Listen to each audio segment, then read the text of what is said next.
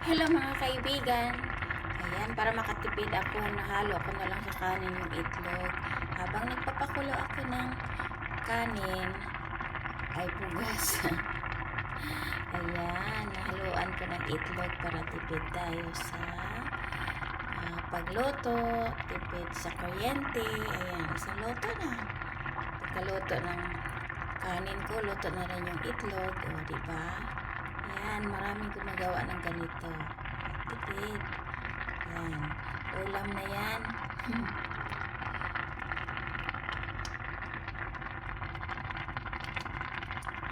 Sabay na yan maluto sa kanin ko. O, diba?